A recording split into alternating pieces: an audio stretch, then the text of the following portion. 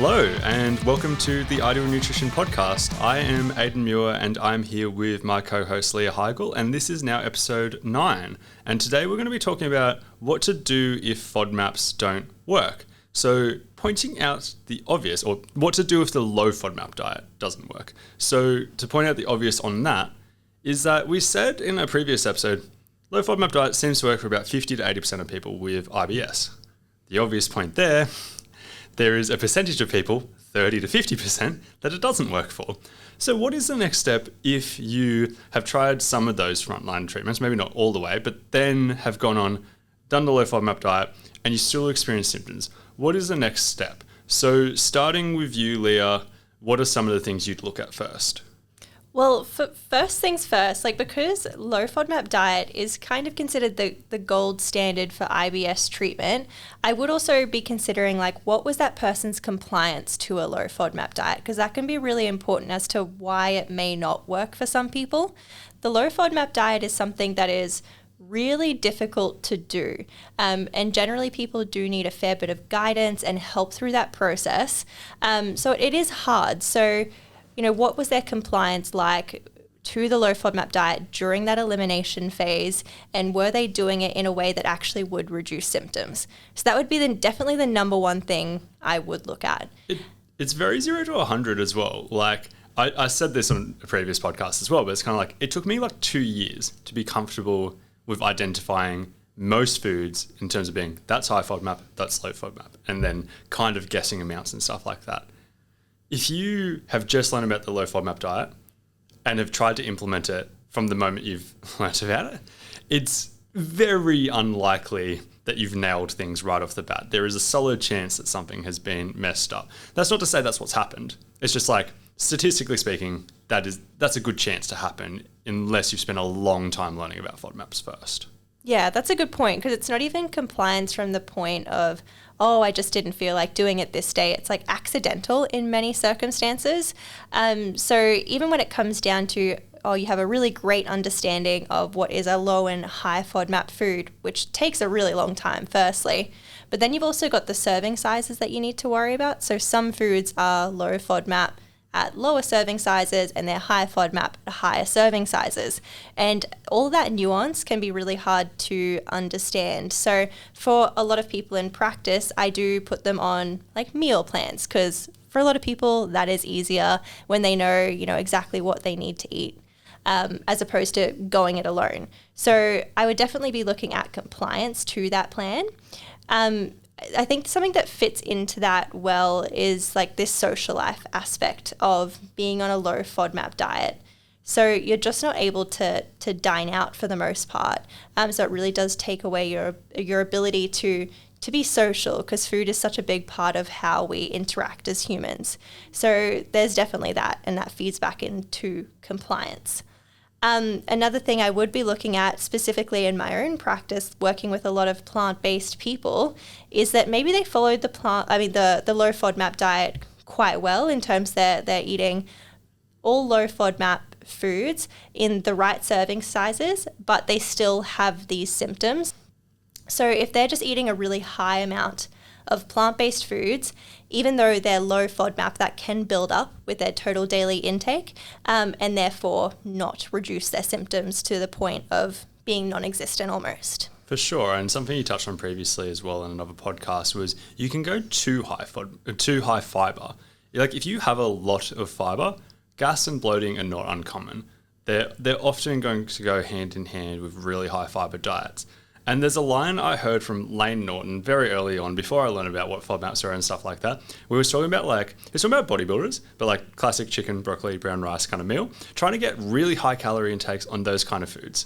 And then replacing some of that with pizza, as an example, just something that's really calorie dense and low fiber. So taking the broccoli, which is really high fiber, and a ton of food volume, and just taking it away for something like that.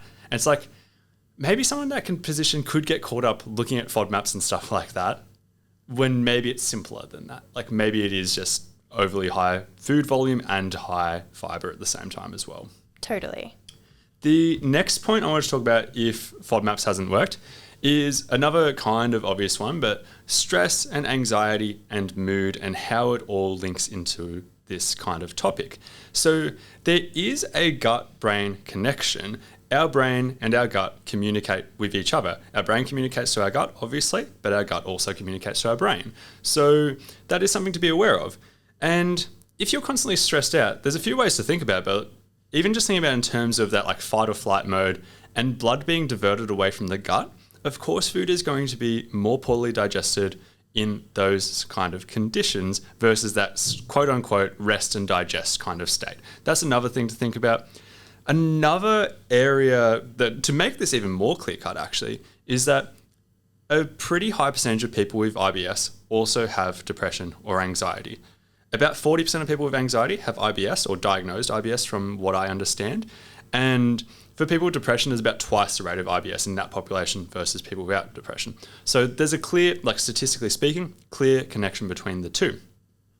Something that's even deeper than that though, is there are some antidepressants, so SSRIs, so serotonin reuptake inhibitors, or selective serotonin reuptake inhibitors, that can be used for IBS-C, so constipation, because these SSRIs may stimulate nerve activity and restore normal nerve function between the brain and the intestines. So sometimes even medications do help with that. And I've had clients in that position where they've seen their GP and their GP has given them a medication to kind of help out with that. And at the other end of the spectrum, using a little bit of common sense, it seems like the SSRIs are more common for constipation. But if you use a bit of common sense, it's understanding that serotonin plays a role as well. This can also work for diarrhea at the other end of the spectrum with kind of drugs that block serotonin receptors as well, because that's one of the things that goes on. There's too much kind of exposure with this. So like it goes both ways. Like diarrhea is just the opposite of constipation and that kind of thing. And digging deeper down that rabbit hole of stress, anxiety, mood, all of those kind of things. There's a 2014 meta-analysis. Obviously there's more recent data than this, but this just was like the study that I'm most aware of, that showed 50% of IBS patients benefit from CBT, cognitive behavior therapy. That's an interesting one to start off with because not many people with IBS are going down that route for that purpose. Not many people even make the connection. I've also long been aware of research showing yoga and stuff like that being really good for IBS, and like honestly having similarly good kind of statistics in comparison to the low Fodmap diet as well. And then the next thing that I've been on the hype train for the past year or so, but like I was aware of it for ages, I just didn't have a practical way of doing it, is gut-directed hypnotherapy. Around 70% of people who undertake gut-directed hypnotherapy notice significant improvements. Let's go back to that Fodmap statistic, 50 to 80%. What's easier, 15 minutes a day of gut-directed hypnotherapy or the low Fodmap diet? I don't know. And like it's a complicated topic as well because there's even been studies where they've tried to do both treatments, as in the low Fodmap diet and gut-directed hypnotherapy, and it hasn't really improved outcomes any more than just doing one or the other. Like it's a very nuanced topic. Like seems to me like putting both together would work even more effectively, but it's still early days from a research perspective. And what I mean about I didn't have a practical way of doing it is it's very expensive to see a professional for gut-directed hypnotherapy and doing, because it's going to take a lot of sessions, most likely. It's not just going to be a one-off and you're done. It's going to take multiple sessions. The way around that I've found now is Nerva. It's an app called Nerva, and it basically involves, there's 6 sessions of gut-directed hypnotherapy, around 15 minutes, and those sessions go on repeat for 6 weeks. So it's a 6-week program, but because repetition is a key component of hypnotherapy, you just do that. It's kind of like guided meditation with a little bit of gut-directed stuff in the middle of it. I've got no affiliation with them. I get nothing out of it. It's just the easiest way I've found of getting people to actually do it. I think it's still pretty expensive. It's still like $100, but compare that to seeing a practitioner. Even compare that to changing your whole diet, it's cheaper. If you're somebody with IBS and stressed, at minimum, it's 15 minutes of your day where you're not stressed, where you're not focusing on anything that makes you stressed. At best, you're one of the 70% who get significant improvements from that. Yeah, I just say like it makes sense with Nerva.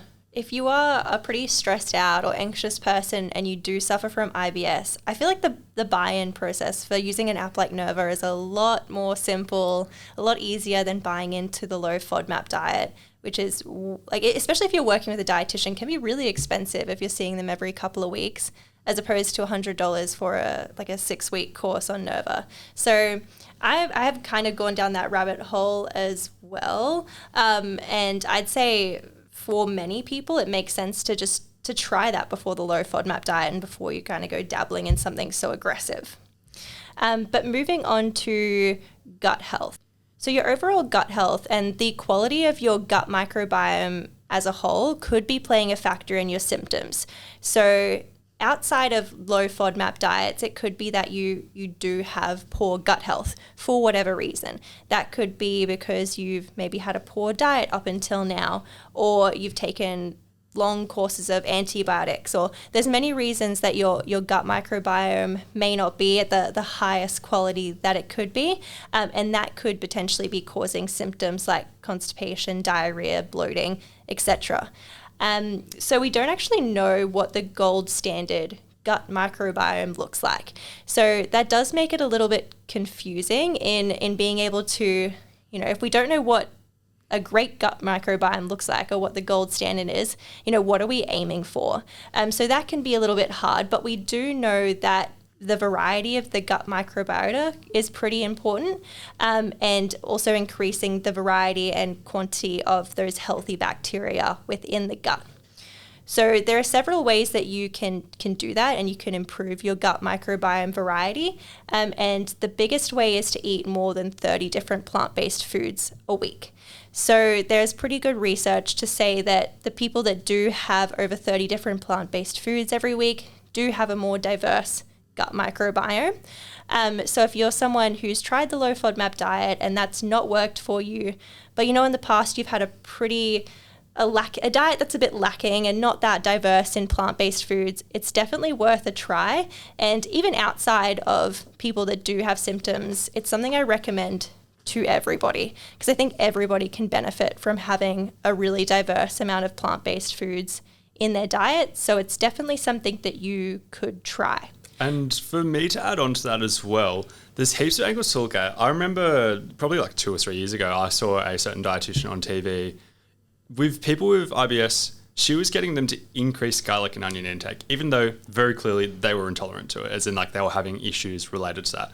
Just to slowly build up the tolerance to it, because that's one thing that can work.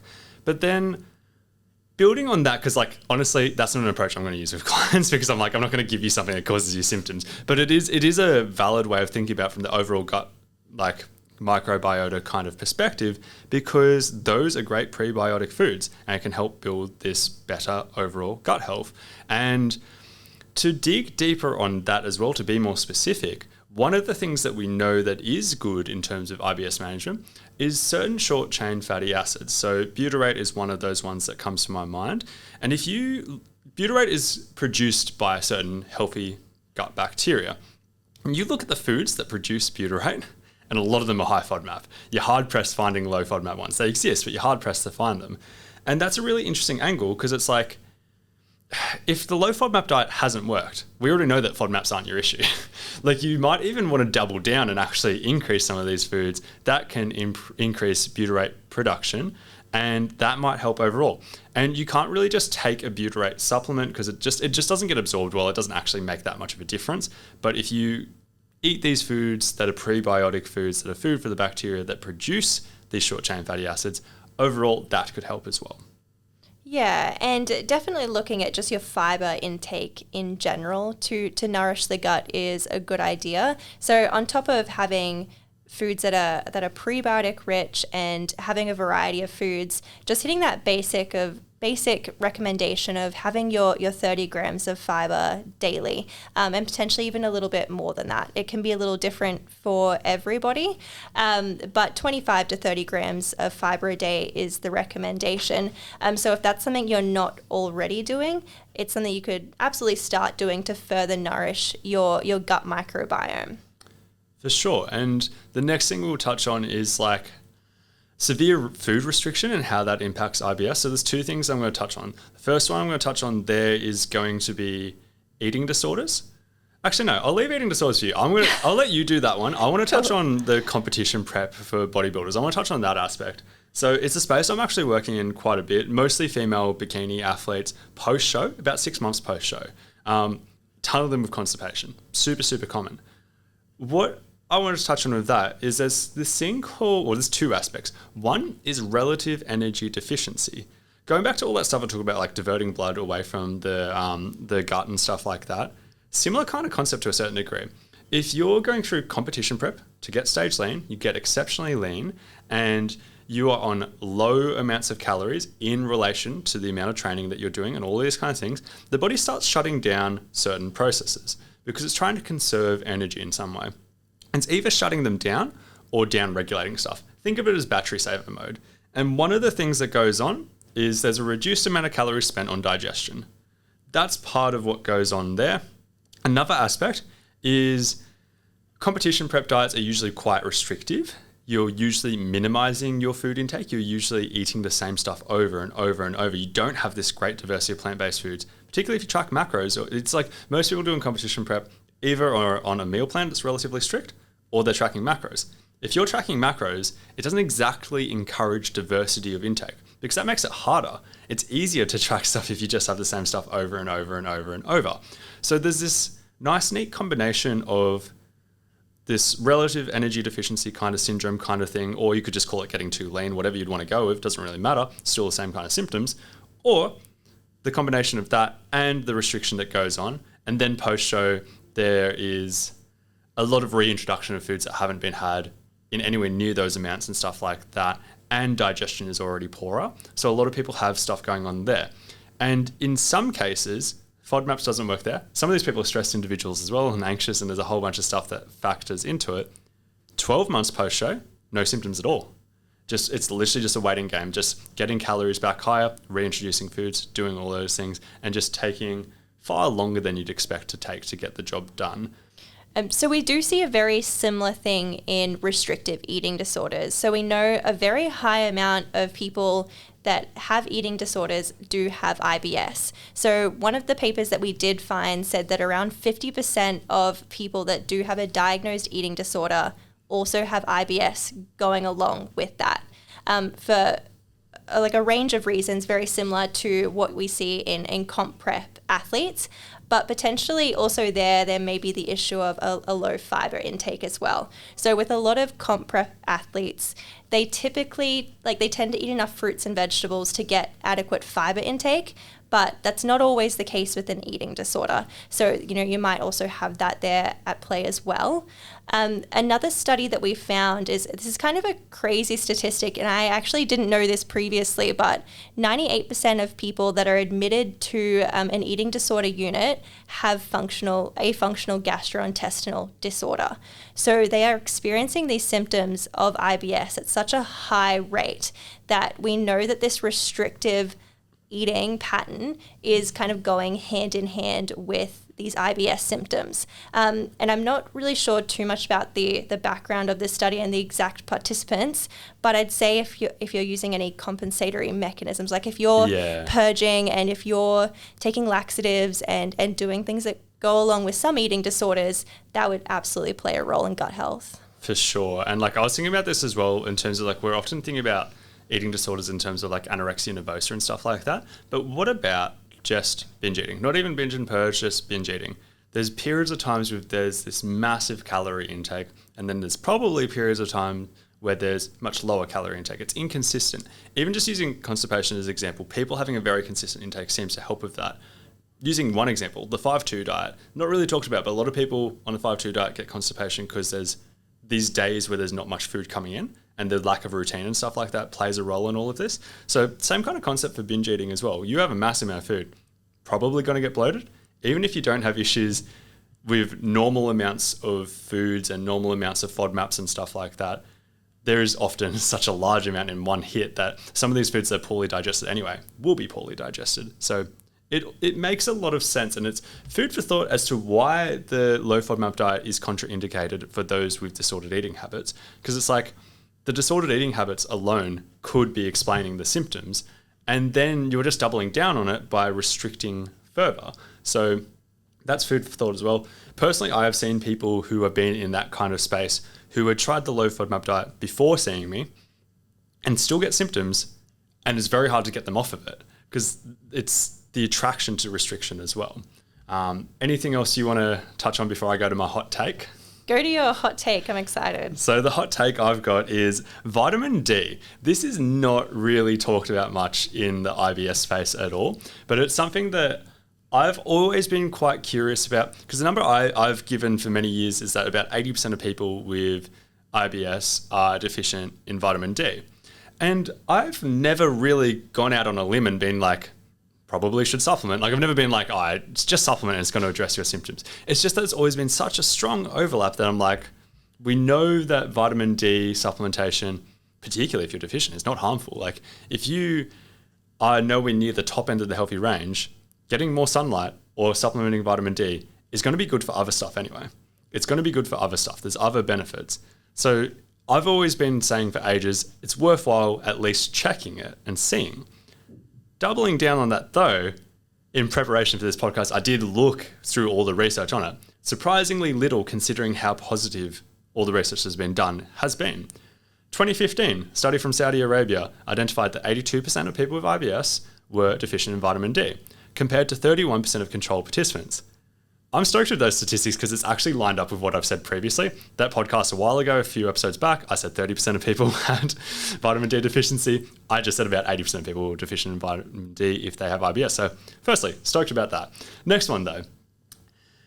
Firstly with that study, just doubling down, it's obviously there's a clear linkage that is going on, but there's so many other factors with vitamin D. People with low vitamin D see the sun less. If you have IBS, or anything mental health related, as we said, there's a linkage between the two. Do you go out in the sun as much? Like that, it's another variable. Like I don't know the answer, but like it probably shapes it in some way. Another study from 2016, so a year later, put that to the test basically. And they got 90 people with IBS and they got them to supplement with 50,000 international units of vitamin D every fortnight for 6 months. So that's a relatively high dosage, but like when you bring it out over the fortnight, it's not super high. It's just kind of high in comparison to like relatively low dosages that people normally use. There was a significant improvement in almost all symptoms, but it did not completely resolve the IBS symptoms on average. Keep in mind in that study, they didn't measure deficiency. They didn't measure the levels to start off with. We make the assumption that like 80% are deficient, but they didn't actually measure it.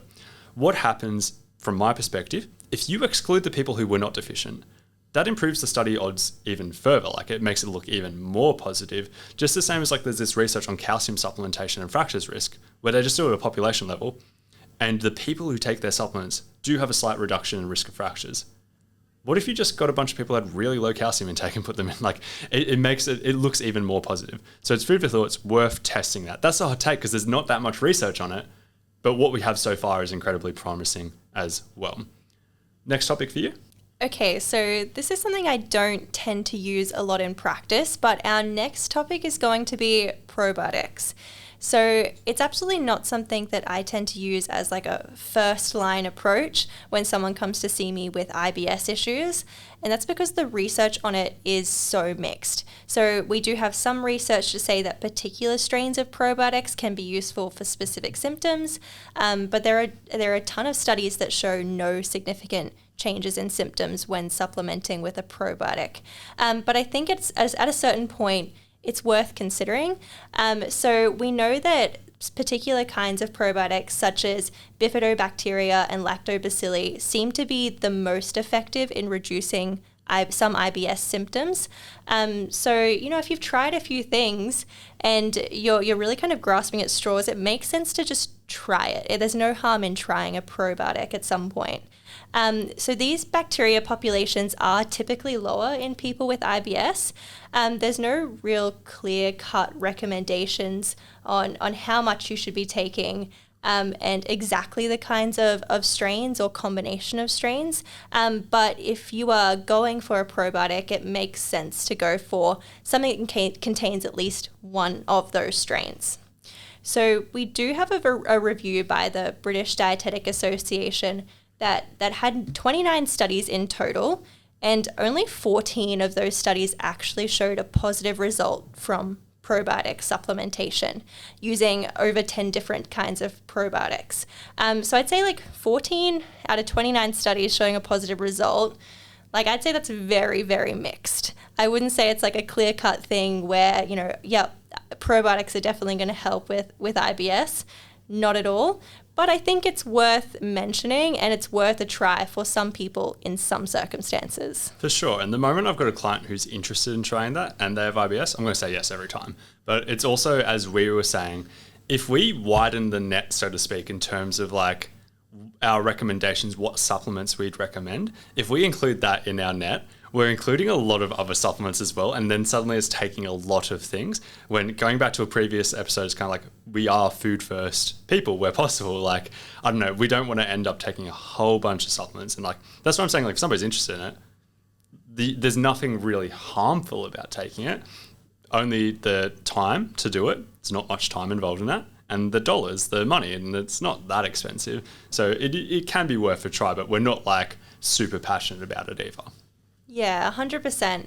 And if it is something that you do want to try, I'd suggest taking it for at least 3 to 4 weeks consistently to really give it a good hot go. But if you don't see any changes in your symptoms, say after 4 weeks, then it's likely not going to be beneficial for you. And maybe you want to kind of branch out and try other strains of probiotics. But I think at that point, it's not going to work for you. So it's best to move on to the next thing to try. Yeah, I see people who've got symptoms for long periods of time, taking the same probiotic for a long period of time as well, and they've noticed no difference. And I don't know. Why would you continue taking it then? Yeah. So something else that you might want to try that tends to be even a little bit more effective in some cases than probiotics would be taking a peppermint oil supplement. So we do know that menthol in peppermint oil can cause the muscles of the large intestine to relax. So this can have a pretty significant impact on abdominal pain. So if you're experiencing high amounts of abdominal pain after eating, and that's part of your IBS symptoms, it could make sense to try something like a peppermint oil supplement. The only thing is with this is you do need to take it a few times a day. So that can be difficult for a lot of people. So taking a supplement once a day is one thing. Doing it multiple times a day is again, a whole different ballgame. Though there is some research to say that it can also help in bloating by allowing the trapped gas to pass through the intestine. So, if you are struggling with either bloating or abdominal pain, or maybe the combo of the two, it could be well worth a try, particularly if you've gone and tried quite a number of other things and you're still struggling with these symptoms. The most extensive review of peppermint oil that we do have included several studies with over 800 patients. I think it was 12 clinical trials in total. And the review showed that IBS symptoms were 44% less common in the people that took peppermint oil than the people that didn't. So I'd say that's a pretty good statistic in terms of like it's worth a try at that point. Like if you have tried other things, kind of like probiotics, it's like it might work, it might not, but again, it's worth a try. Yeah, and the standard dosage, so 0.2 to 0.4 mils 3 times per day before meals, probably like half an hour before meals or like just before. It doesn't really matter too much. Like I wouldn't be overly precise with that. 2 things to touch on with that. 1, you can just buy it off of something like iHerb online. Like just type in iHerb and it will come up. And like you don't have to like the dosages are going to line up with that most likely. Obviously double check, but most likely to line up with that. And another, once again, hot take, but something to add on to that is like I don't think you need to take it 3 times a day. As in, we had this conversation where we were like, I don't know, I personally wouldn't want to take a supplement 3 times per day. Like, if I had bad enough symptoms, yes, of course, no brainer. But like, if they're just kind of mild symptoms, but they were annoying, like I probably wouldn't take it 3 times per day. But like, there's no reason you couldn't buy it and take it haphazardly. Like, there's no downside to taking it. If it was so effective that 44% less common for symptoms in these patients in those groups, that's a big enough effect. It's like, I don't know, like you could take it and take it suboptimally. Like you can still get benefits from it. Wrapping things up now as well though, there's 2 things I want to touch on. One of them is that I want to go through some constipation specific nutrition stuff in a future episode. Like we've already drawn this out pretty far. I want to leave that for a future episode because there is a lot to go through with that. And there's some stuff that actually really does move the needle that isn't really kind of common advice. So there's heaps to talk about on that. And another thing that we haven't touched on that is a massive topic in itself is the RPAH elimination diet, also known as the fail-safe diet. I don't know when we'll do an episode on that. Probably pretty far down the line, but it deserves a podcast on its own because that can explain a lot of these symptoms as well, and that can be another option for if the low FODMAP diet doesn't work. So basically, wrapping things up, thank you for listening to this. This is episode 9, and I hope you have all enjoyed it.